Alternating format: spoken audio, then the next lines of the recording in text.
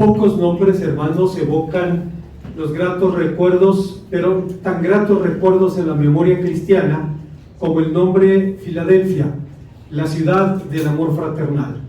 Aunque este nombre parece tener un timbre cristiano, pues debemos recordar que la Biblia encarece la comunión de los santos. Sin embargo, el nombre proviene realmente del amor de Atalo II, rey de Pérgamo, por su hermano Eumenes. Filadelfia era una ciudad fronteriza entre el mundo griego y el mundo bárbaro, una ciudad, entre comillas, misionera, establecida para llevar la luz de la civilización griega a los pueblos bárbaros. Fiel pues a su origen, la ciudad de Filadelfia se convirtió también en una sede de una iglesia misionera, de una comunidad cristiana que, aunque pequeña, tenía clara su misión de llevar la luz de Cristo al mundo. Pero a la par de su celo misionero, la iglesia de Filadelfia llegó a ser una comunidad irreprensible, pues a diferencia de lo que ocurre con otras iglesias mencionadas en Apocalipsis, para esta pequeña iglesia no hay reproches ni morales ni doctrinales. Pero como si esto fuera poco, la iglesia desarrolló también una cualidad más, honrando su propio nombre, cultivó el amor por sus hermanos en el mundo antiguo. Debemos recordar que Filadelfia significa el amor de los hermanos. En el año 107 después de Cristo, Ignacio de Antioquía dirigía una carta a la iglesia de Filadelfia haciéndoles un encarecido encargo, pidiéndoles que enviaran un diácono a Antioquía para que llevase una embajada de Dios para celebrar que habían vuelto a reunirse y glorificaran así el nombre del Señor Jesús. La razón de la petición era terrible. La iglesia de Antioquía había sido perseguida y su obispo, el propio Ignacio, se encontraba en camino al martirio a Roma, pero lejos de detenerse para lamerse sus propias heridas, Ignacio compartía su carga con los fieles de Filadelfia. Esta iglesia era pequeña, incluso era una iglesia pobre, pero aún así era celosa en el cumplimiento de su misión, razón por la cual, después de elogiarla, el Señor Jesús le promete 3 bendiciones que hacen posible el cumplimiento de la misión cristiana. ¿Cuáles son esas promesas? Veamos las respuestas que el texto nos ofrece. Antes, hermanos, de pensar en las enseñanzas de este pasaje, quisiera mencionar el hecho de que existe un fenómeno religioso que está ocurriendo entre los evangélicos en Estados Unidos en los últimos años. Todavía hace algunos años estaban de moda las mega iglesias, las iglesias de 2,000, 10,000, 20,000, 30,000 miembros o más. En alguna ocasión, cuando estuvo por aquí en Querétaro el doctor Deronkov, el pastor de la iglesia Red House en Richmond, pasamos por la Plaza Antea y yo le comentaba que ese iba a ser el mall más grande de América Latina. Y él me dice, qué extraño, en Estados Unidos no se va a abrir un mall más. Le digo, ¿por qué? Dice, porque la gente compra en línea. Ya no tienes que ir a la tienda, lo puedes pedir y si no te gustó lo regresas y te lo cambian. O sea, ya el comercio es así. Entonces las mega plazas ya no existen. Y parece que ese mismo principio se está aplicando a las mega iglesias. En los últimos años, cuando el hermano Tim de la Universidad de Witham trae a sus estudiantes a aprender español, les da un tour por las diferentes iglesias de la ciudad y ellos van decidiendo en qué iglesia se quedan. Hace todavía unos 2 o 3 años, la mayoría de los jóvenes que llegaban se quedaban en una de las iglesias más grandes de la ciudad de Querétaro. Pero el último grupo que llegó decidió que nadie se iba a quedar allí, porque decían, esto es una misa evangélica. Entras, haces lo tuyo, te sales y nadie te ve y no significas nada. Dice, qué comunión, qué compañerismo, qué conocimiento tienes de tus hermanos en la fe, de tu familia en la fe si estás en una iglesia así. Y decía, ahora la tendencia es al revés. Ahora la tendencia es buscar iglesias más pequeñas en donde puedas disfrutar del calor, del amor de tus hermanos. A mí siempre me conmueve el tiempo antes y después del servicio, cuando veo a los amigos que se juntan y pueden platicar de sus bienes y de sus males, y pueden platicar de sus cargas y pueden compartir sus motivos de oración, y es un tiempo precioso porque es una de las mejores partes de la vida cristiana, la comunión de los santos. Así es que no es extraño, hermanos, que el nombre Filadelfia parezca tener un timbre cristiano, aunque en su origen no fue así. Un rey que amaba estrechamente a su hermano le puso a esa ciudad Filadelfia precisamente como una evocación al nombre o al cariño por su propio hermano, pero sirvió de ocasión a los cristianos para pensar que Dios encarece el amor cristiano. La iglesia de Filadelfia era una iglesia pequeña, era una iglesia incluso pobre, pero no hay reproches ni doctrinales, ni de testimonio, ni de conducta a la iglesia, y el Señor Jesucristo puede bendecir a esta iglesia con 3 promesas que siguen vigentes para cada iglesia que se compromete con el cumplimiento de la tarea. ¿Cuáles son esas promesas? En primer lugar, el Señor Jesús le promete una puerta abierta. Antes, hermanos, de hablar de la puerta y de hablar de la llave, es necesario hablar del dueño de la llave y del dueño de la puerta. Fuera de sus nombres propiamente mesiánicos, el Señor Jesús ha recibido a lo largo de los siglos nombres tan diversos como Nazareno, Carpintero, Maestro, etc. Pero quizá pocos lo han reconocido como historiador. Sin embargo, el libro de Apocalipsis demuestra que este nombre le hace justicia, siendo más precisos. El Apocalipsis, no solo a la luz de Apocalipsis, el Señor Jesús no solo merece el nombre de historiador, sino el nombre de Señor de la historia, y por tal motivo evoca al pasado de la provincia de Asia. El Señor recuerda a sus iglesias parte de los orígenes históricos de estas ciudades donde fueron plantadas, y utiliza esos recuerdos como puntos de referencia para hablar de la vocación a la cual había llamado a cada congregación. Pero es importante recordar que en la Biblia la historia nunca es un fin en sí mismo. La Biblia, como se suele decir, es el pentagrama conceptual de la fe. Así como en la música hay 5 líneas y varios espacios donde usted coloca las notas para que la melodía tenga sentido, de la misma manera la historia es el pentagrama conceptual de la fe, en donde Dios coloca sus hechos poderosos para darse a conocer y para dar a conocer sus propósitos, con miras a revelar su obra de redención, de modo que evoca la misión histórica de la ciudad de Filadelfia y puede recordar a la iglesia que tiene una misión más importante, y es llevar la luz del Evangelio a los perdidos, guardando el sentido de proporción. Filadelfia era para los griegos en Asia lo que para los españoles era el puerto de La Habana.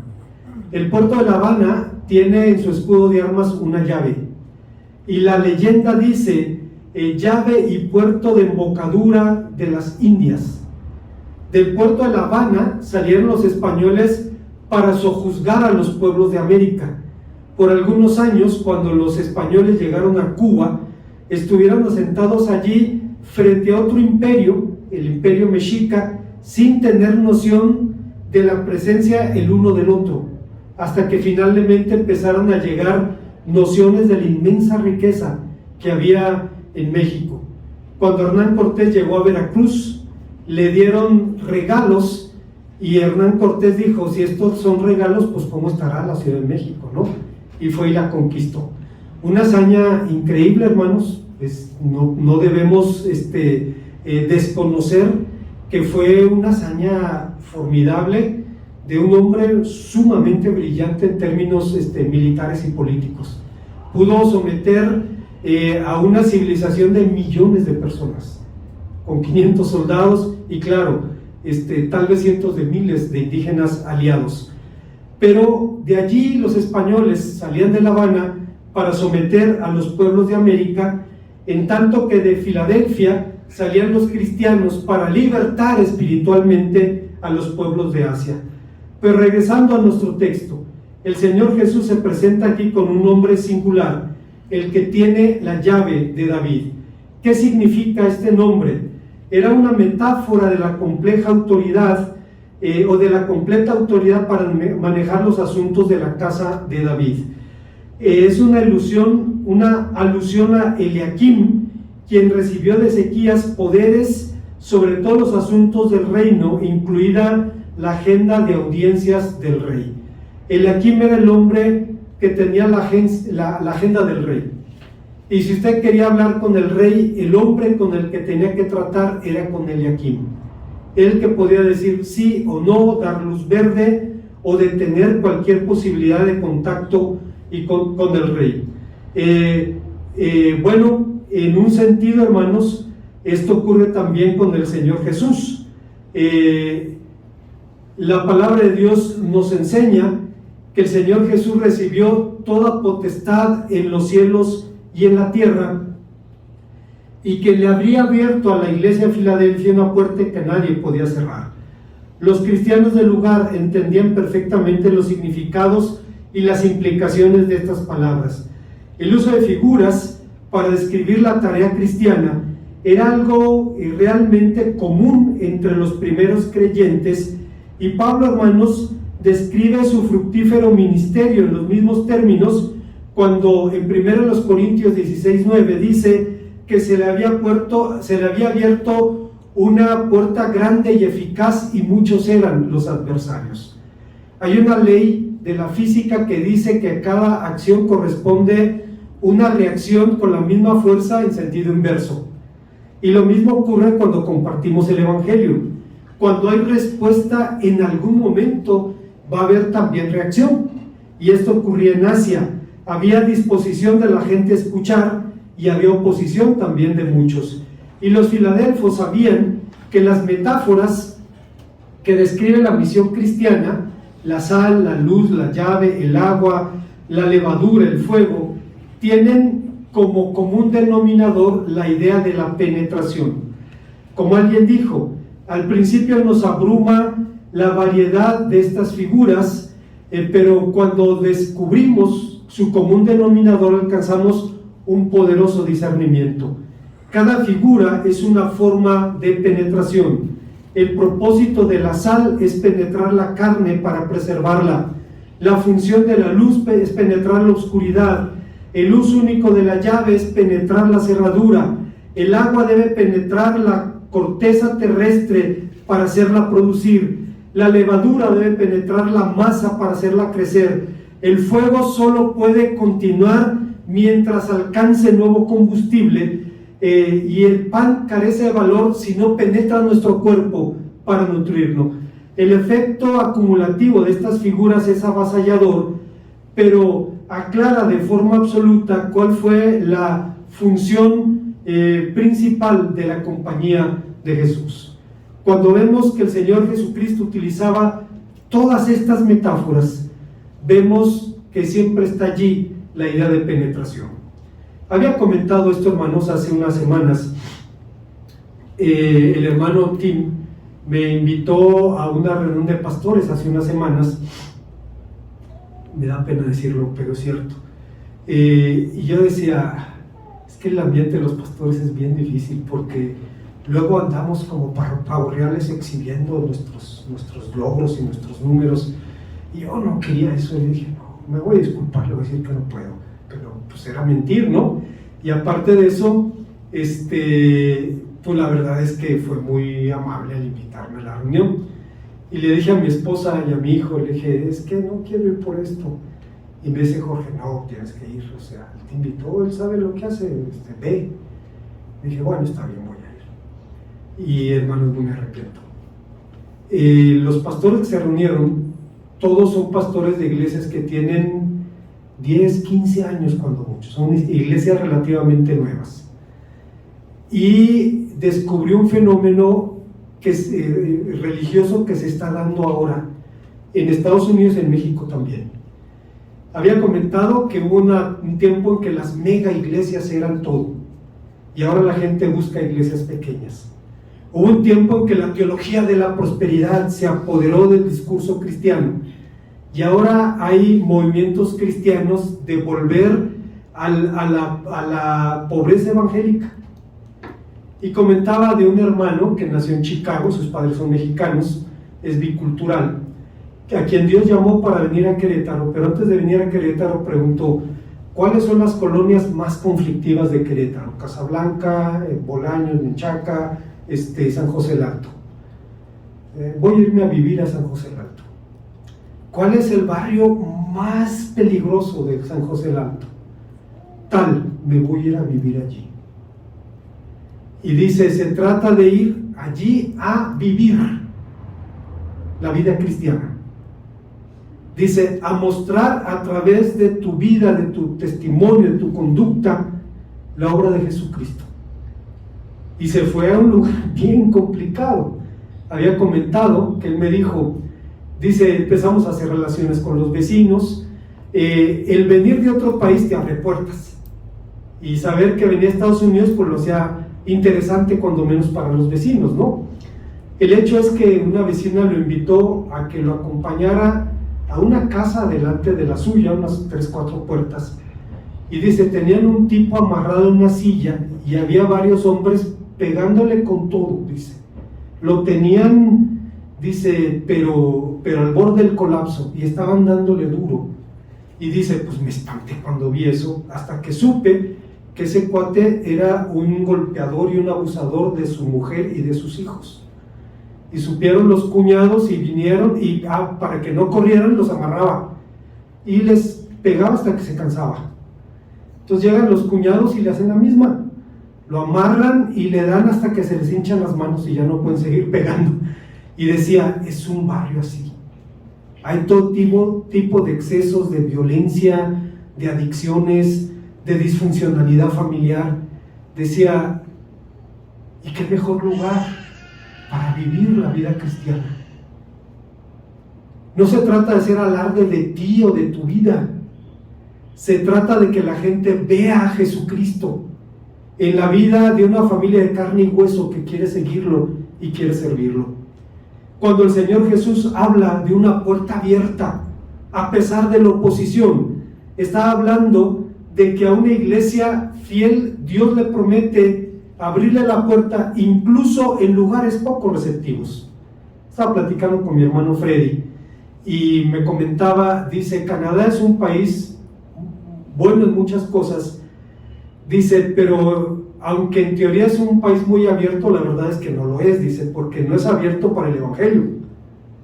Dice, es abierto para el hinduismo, para el islam, para el budismo, dice, pero no para el evangelio, no la población canadiense. Dice, los migrantes sí. Las iglesias que tienen migrantes son iglesias donde usted disfruta el amor cristiano, el compañerismo, la comunión de los santos. Dice, pero a la mayoría de la gente le interesan las cosas materiales, no las espirituales. Y yo le comentaba de una pareja que vino hace algunos años. Él es salvadoreño y ella mexicana. Ella se apellida, no recuerdo su nombre, se apellida Trejo Garay. Y me dice con mucho orgullo, yo soy Garay, pero de los Garay de Zacatecas. Le dije, pues yo creo que somos parientes porque yo soy descendiente de los Garay de Zacatecas, ¿no? Y pues hubo una corriente de simpatía allí. Y era una pareja que estaba haciendo la migración a la inversa. Estaba regresando a América Latina porque se dio cuenta, el ambiente no es para que mis hijos crezcan. Es demasiado tolerante para muchas cosas. Y decidieron volver o a México o a El Salvador, buscar un lugar donde vivir. Dice, porque hay muchas cosas buenas en ese país, muchas cosas buenas. Dice, pero esa tolerancia y apertura a todo. Dice, y con una actitud radicalmente anticristiana, es contra los cristianos. Dice, te das cuenta, bueno, ellos decidieron, fue su decisión. Y cada quien es libre de tomar sus decisiones, ¿no? Dijeron, no, necesitamos regresar a América Latina para que nuestros hijos crezcan en un ambiente con valores diferentes. Yo sé que hay cristianos fieles en Canadá, que hay cristianos conservadores, que hay cristianos celosos del evangelio, O sea, no tiene que ser una cosa o la otra. Dios puede llamar a uno y prosperarlo en un lugar y a otro y prosperarlo en otro lugar. Pero al final de cuentas, el mejor argumento que el cristianismo tiene que mostrarle al mundo es Cristo en nosotros. Cristo en nosotros. No se trata de una imitación, se trata de una transferencia de vida. La vida que Cristo nos dio, compartirla también con los demás. En la segunda enseñanza, el Señor Jesús promete a esta iglesia pequeña y pobre un ministerio eficaz.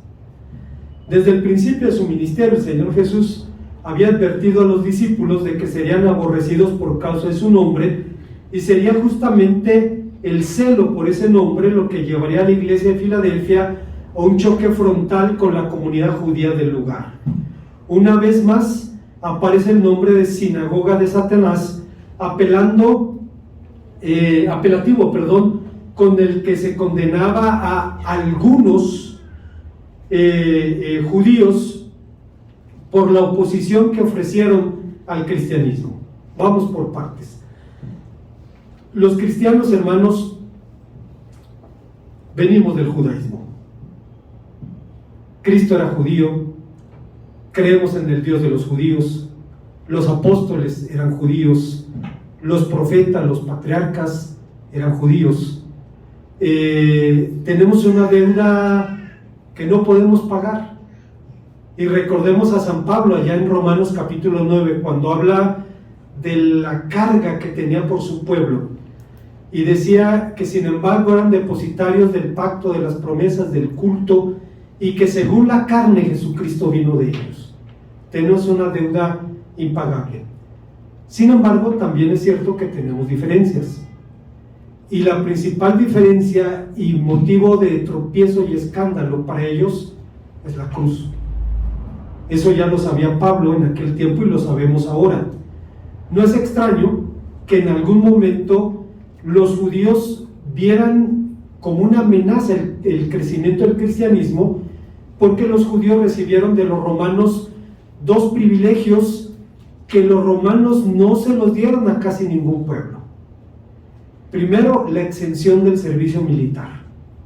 Los judíos estaban exentos de hacerlo porque no combatían en sábado y no combatían debajo de los lábaros de dioses ajenos. Entonces no los reclutaban como soldados, aunque han mostrado ser buenos soldados a lo largo de la historia. Y la segunda cosa es que declararon al judaísmo religión lícita, religión permitida, y de pronto el avance del cristianismo hizo que algunos judíos se sintieran amenazados y sintieran el peligro de perder sus privilegios. Era así. Y la otra situación, hermanos, también era el agresivo proselitismo que los cristianos hacían y hacemos con los judíos. Para ellos, nuestro proselitismo con ellos se debe a razones psicológicas, dicen ellos. Dicen porque el pueblo de Israel en su mayoría rechazó el mensaje cristiano y a Jesús como el Mesías. Y entonces dicen, con cada judío que se convierte, los cristianos reafirmamos nuestra fe. Pues sí y no. No necesitamos que se conviertan para creer que Cristo es quien dijo ser. Pero sí hay bendición cuando un judío se convierte. La otra cuestión, y los judíos se dieron cuenta de esto bien pronto, decían, es que no podemos dialogar con los cristianos porque estamos en desventaja. Los cristianos quieren hacernos cristianos, nosotros no queremos hacer judíos a los cristianos, y es cierto también, pero no es un capricho, es un mandamiento bíblico. Ir primero a las ovejas perdidas de la casa de Israel.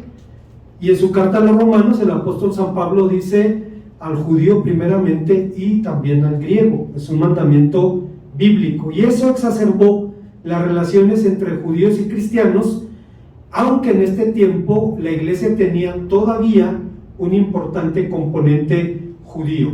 Bueno, esto hizo que hubiera una reacción de celo al ver el avance del cristianismo en el mundo pagano, e hizo que hubiera por parte de algunos judíos, no todos, oposición al cristianismo.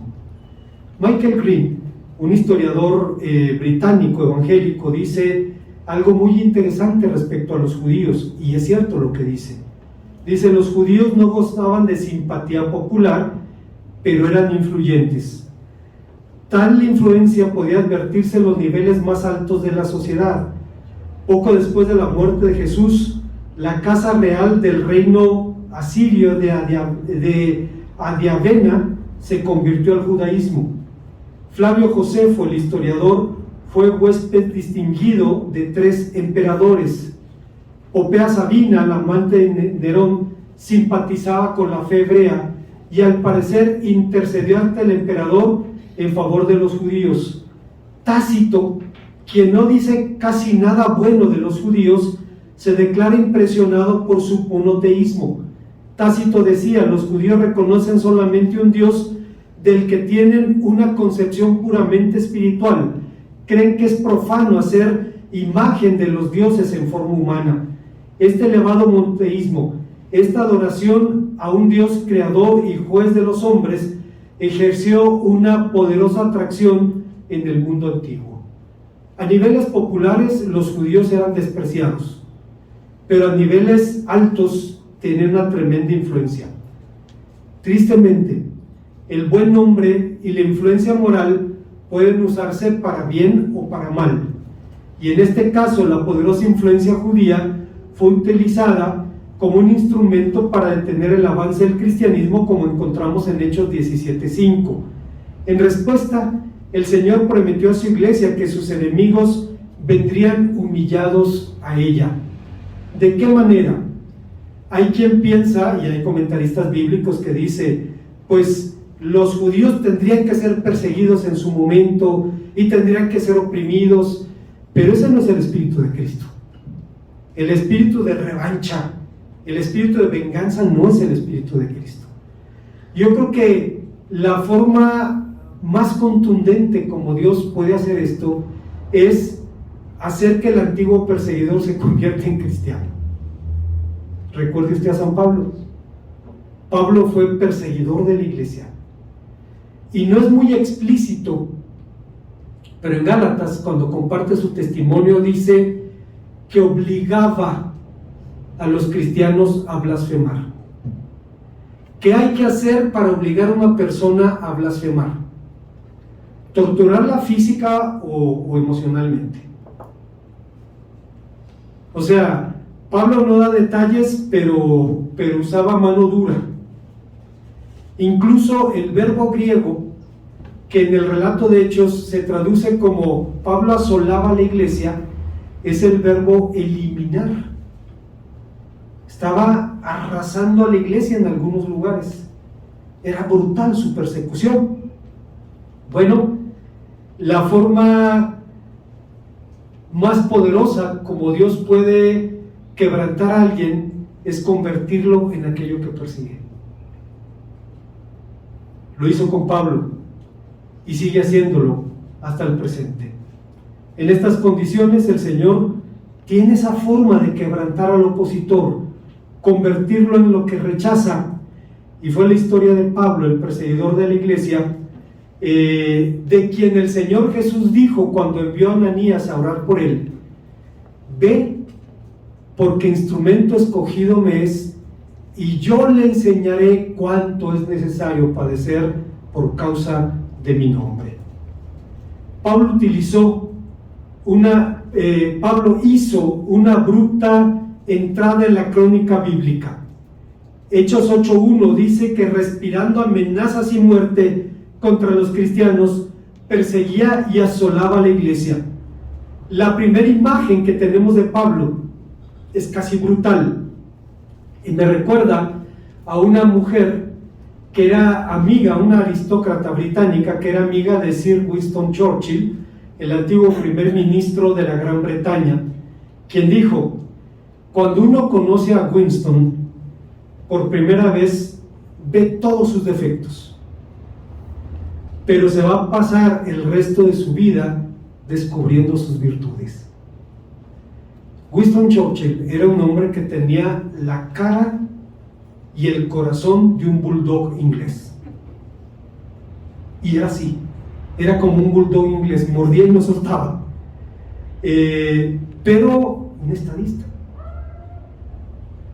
Me impresiona cuando le habló a la Gran Bretaña, cuando llegó a la primera magistratura, y les dijo: nos esperan años difíciles, y no tengo otra cosa que ofrecerles que sangre, sudor y lágrimas. Y llevó a su pueblo a la victoria. Con Pablo pasa lo mismo.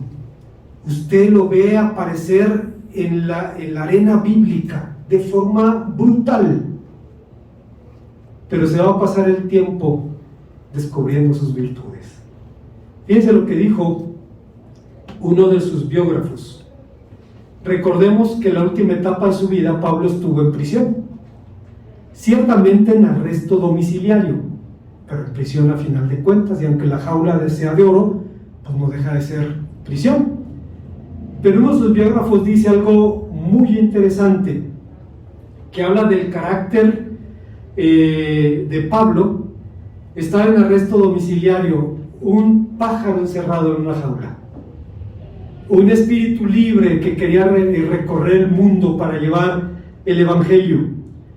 Bueno, dice uno de sus biógrafos que la prisión no había amargado su espíritu, no había quebrantado su fe. Dice: la gente áspera, cuando veía a Pablo, se suavizaba, la ira, la furia y los lamentos desaparecían. Pablo tenía más que nunca el sentido de su propia pequeñez, de su indignidad, de ser menos que el menor de los santos, de la maravilla que le significaba el encargo de anunciar las inescrutables riquezas de Cristo. Pablo parecía deleitarse viendo el contraste entre la majestad y la gloria del mensaje y la insuficiencia, la insignificancia del mensajero. Ahora era un afable hombrecillo, pero con cuánta resolución y fortaleza.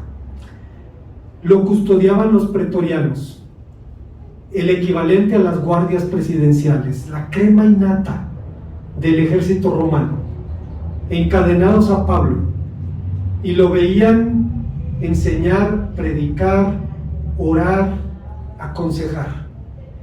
En Colosenses, el último versículo del capítulo 1 y el primer versículo del capítulo 2, Pablo dice algo muy extraño. Recordemos que Colosenses es una carta de prisión, y Pablo dice: por lo cual ahora trabajo, luchando según la potencia de Él, la cual actúa poderosamente en mí, porque quiero que sepáis cuán grande lucha sostengo por vosotros, por los de la Odisea y por los que no han conocido mi rostro.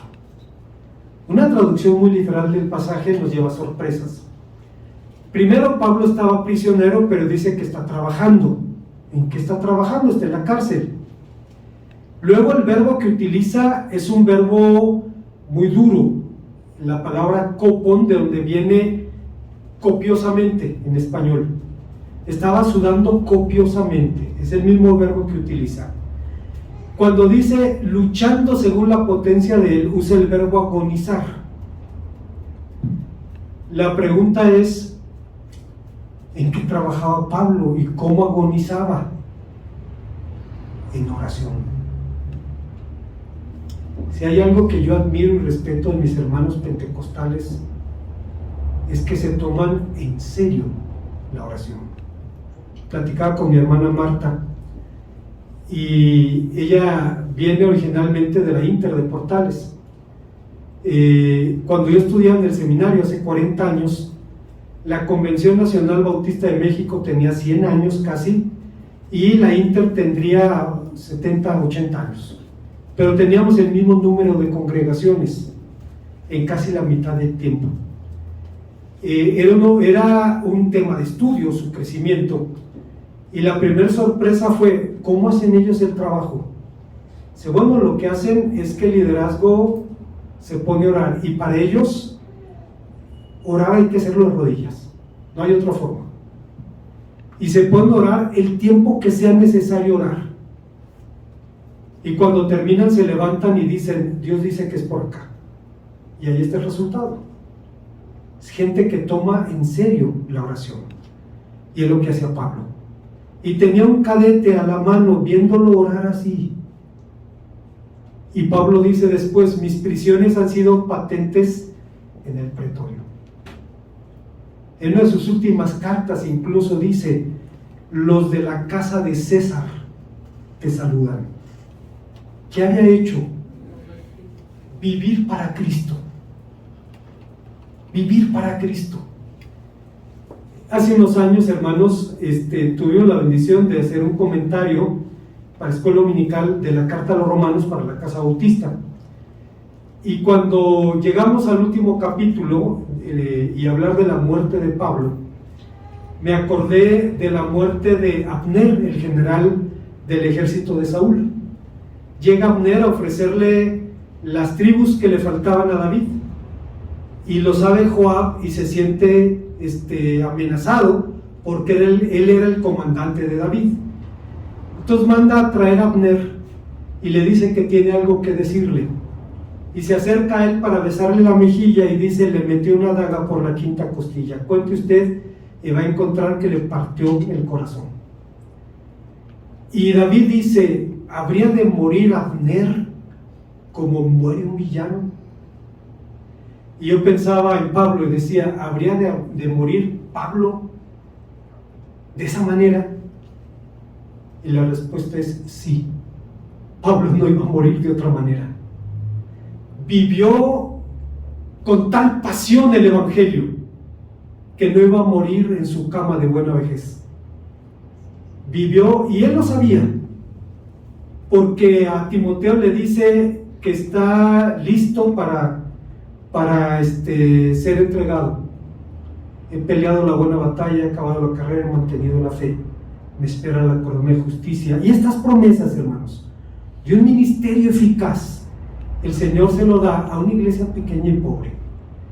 Hay una tercera y última enseñanza, y es que el Señor promete a su iglesia protección constante. Finalmente el Señor promete que guardará a la iglesia en la prueba que ha de venir sobre el mundo entero. Esta promesa tiene conexión con la palabra previa, por cuanto has guardado mi palabra, o la palabra de mi paciencia, yo también te guardaré. El verbo guardar, que significa cuidar, cumplir, observar, cifra la consigna de la perseverancia, el llamado a permanecer firme en la fe. Pero esa observación trae aparejada una seria responsabilidad, un compromiso de vida. Se dice que lo que un hombre toma bajo su custodia y cuidado ha de ser tan valioso para él, si se trata incluso de prisioneros o de cosas, de manera que tiene que sacrificar su propio tiempo para poder cuidar aquello que está custodiando. Cuando Napoleón fue a Egipto, derrotaba ejércitos enormes, y ahora ¿cómo custodias a estos prisioneros? Son más que los custodios, pues hay que matarlos a todos. Terrible, los ahogó en el mar, los encadenó y los ahogó en el mar, porque decía, si estos se rebelan, no los vamos a poder controlar. Cuando alguien custodia algo, sacrifica su propia libertad y se convierte en esclavo de su deber. Esto en términos humanos. Así es que Dios promete a su iglesia que ha guardado la palabra de Cristo, que ha obedecido sus preceptos, pero había tenido que pagar un alto precio por la fidelidad, y por eso el Señor promete también guardarla en la tribulación. ¿A qué tribulación se refiere? Hay quienes dicen que es a la gran tribulación, otros que era a la persecución que era inminente en los siguientes años, pero para el fin, para el caso, la situación es la misma. Flaco consuelo traería a la iglesia a pensar que dentro de 2000 años o más el Señor le iba a librar de la persecución, independientemente de si fuera la gran tribulación o tribulaciones locales y temporales. Lo cierto es que el Señor Jesús había ofrecido, había prometido guardar a su iglesia. No tenemos que escoger entre esas opciones. Es poco probable que Juan haya hecho una distinción estricta entre las persecuciones inminentes y los ayes finales de la historia. Juan mira la tribulación actual de la iglesia como trasfondo de la gran tribulación que marcará el fin de la historia humana. ¿Qué significan? La palabra de mi paciencia. Tampoco hay consenso entre los sabios. Unos dicen que mi paciencia se refiere a la paciencia de Cristo o a la paciencia que el Señor inspira en los cristianos. Pero para el caso es exactamente igual, porque Cristo es tanto el modelo de la paciencia evangélica como la fuente de la templanza cristiana. Él modela y da el poder para que el cristiano pueda vivir así. Pero, ¿qué es esa paciencia? De manera muy general, por paciencia se traduce resistencia, tolerancia al dolor físico, al trauma de la guerra, al asalto de la muerte. Pero la paciencia cristiana no consiste en una resignación impotente, es constancia viril bajo cualquier desgracia. Juan Crisóstomo, un predicador griego del siglo V, decía: es la raíz de todos los bienes, la madre de toda piedad, el fruto que nunca se pudre, una fortaleza inexpugnable, el puerto que no sabe de tormentas. El Señor Jesús cumplió su promesa porque, hermanos, de las iglesias a las que les escribió en Apocalipsis, la única que pudo sobrevivir casi toda la Edad Media fue la iglesia de Filadelfia. El Señor Jesús cumplió su promesa. De estas 7 iglesias de Asia mencionadas, aunque había muchas más, Él guardó a la iglesia de Filadelfia, que pudo convertirse en el último bastión de la Turquía islámica. Cayó en 1390 y los cristianos de la ciudad ofrecieron una heroica resistencia frente a los turcos. Los únicos cristianos que pelearon de su lado eran españoles. Cuando finalmente la ciudad cayó, antes de rendirse, una condición fue que les permitieran conservar su fe cristiana, y lo hicieron. Y hermanos, el Señor Jesús cumplió su promesa. Una iglesia pequeña, incluso pobre, pero fiel. Recordemos que hay una iglesia a la que Cristo, que era una iglesia próspera, le dice: tú dices, soy rico, me he enriquecido y no tengo necesidad de nada, pero yo te digo que eres un miserable, desventurado, pobre, ciego, desnudo. Quiere decir que el Señor mide las cosas con una vara diferente a la que los medimos los hombres. Todavía hace 100 años, y desconozco si sobreviva la iglesia en Filadelfia, pero hace 100 años todavía había 5 iglesias cristianas en la ciudad a la que los turcos ahora llaman Al-Ashekir. 5 iglesias, 5 comunidades cristianas en ese lugar, y el Señor cumplió su promesa. Como conclusión, la iglesia de Filadelfia fue una iglesia fiel. Su identidad y pobreza económica hacían más visible su poder y su riqueza espiritual. Es un buen ejemplo de lo que Dios puede y quiere hacer con una iglesia fiel a pesar de sus limitaciones económicas. A fin de cuentas, el poder que nos hace testigos de Cristo es el del Espíritu Santo y no el de los pesos o los centavos. Claro que el dinero es útil para el extendimiento del reino. Claro que necesitamos ser fieles mayordomos de lo que Dios nos da para ofrendar con liberalidad para la obra. pero Dios es el único que puede convertir los corazones de los hombres. Cuando las iglesias son fieles, la gracia de Dios posibilita la transformación de la iglesia en colonias del reino de los cielos en la tierra, asentadas para ganar al mundo para el evangelio. Las transforma en centros de migración hacia el cielo, agencias de reclutamiento, campos de adiestramiento, hospitales de rehabilitación, campos de supervisión de los reclutas para que se conviertan en fieles obreros del evangelio. Es importante entender que Cristo nunca llamó a su iglesia o a sus siervos a que fueran ricos o exitosos, sino a que fueran fieles. Sin embargo, hoy en día, todavía, hermanos, la iglesia sigue siendo amenazada por un nuevo Baal que pone a prueba su fidelidad. Una nueva idolatría ha penetrado peligrosamente la iglesia de América Latina y es el culto al éxito. El pastor vale por el número de miembros que cuenta o el número de ceros del presupuesto de la iglesia. A su vez, la iglesia se mide con los mismos parámetros. Su éxito en atraer personas ricas y famosas, en ganar prestigio en la comunidad y sobre todo en la élite, y su capacidad para transformar también iglesias y feligreses con actitudes de éxito. Junto con el Dios del dinero, el Dios del éxito, está convirtiéndose en el Baal que pone a prueba nuestra fidelidad. Por supuesto que sería morboso desear el fracaso de las otras iglesias. Sería ingrato no saborear la satisfacción del éxito. Además, cuantas más personas podemos llevar a Cristo o a los pies del evangelio, mucho mejor.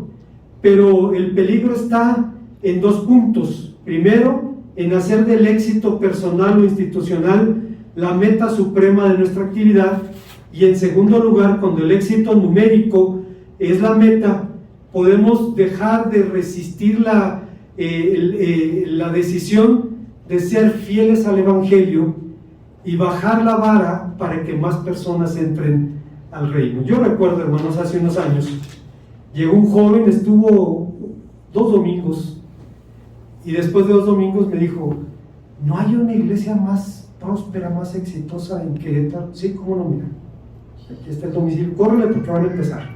Dios te bendiga. O sea, si estás buscando eso, adelante. No hay ningún problema con eso. Es lo que necesitas, adelante. No hay ofensa. No hay ninguna ofensa. A final de cuentas, es claro que cada iglesia debe decidir su propia fidelidad a la sana doctrina, al verdadero evangelio de Jesucristo, pero esa decisión empieza en la vida personal. Antes de ser una postura grupal, debe ser una decisión personal, porque a pesar de la fascinación que puede producirnos la fidelidad de la iglesia de Filadelfia, su testimonio no ha sido puesto allí para nuestra admiración, sino para nuestra imitación. Fue plasmado en la palabra de Dios para nuestra enseñanza, incluso para nuestra confrontación, para llevarnos a revisar nuestro propio corazón y caminos, de modo que debemos preguntarnos y responder sinceramente: ¿en qué área de mi vida me es más difícil ser fiel? ¿En el orgullo? ¿En la arrogancia? ¿En el ámbito sexual o moral? ¿En la pureza física o espiritual? ¿En alguna forma de idolatría? ¿En el amor y la aceptación de mi prójimo? ¿En la falta de compasión por los perdidos? No debemos olvidar que Dios toma muy en serio nuestras actitudes y acciones con las que respondemos a sus llamadas, porque, como decía Juan Calvino, el verdadero culto a Dios es la obediencia, y todo lo demás son sus simples apéndices. Claro, hay bendición en todas las tareas cristianas, en la adoración, en la comunión, pero decía Calvino, el verdadero culto a Dios es la obediencia. Lo demás son apéndices, y creo que tenía razón. Una iglesia pequeña una iglesia pobre, pero una iglesia fiel. Oremos al Señor. Gracias, Padre, por tu palabra, porque nos permites venir a ella y poder encontrar tu corazón por tu pueblo. Permítenos vivir a la altura de la vocación a la que nos has llamado. En el nombre de Cristo.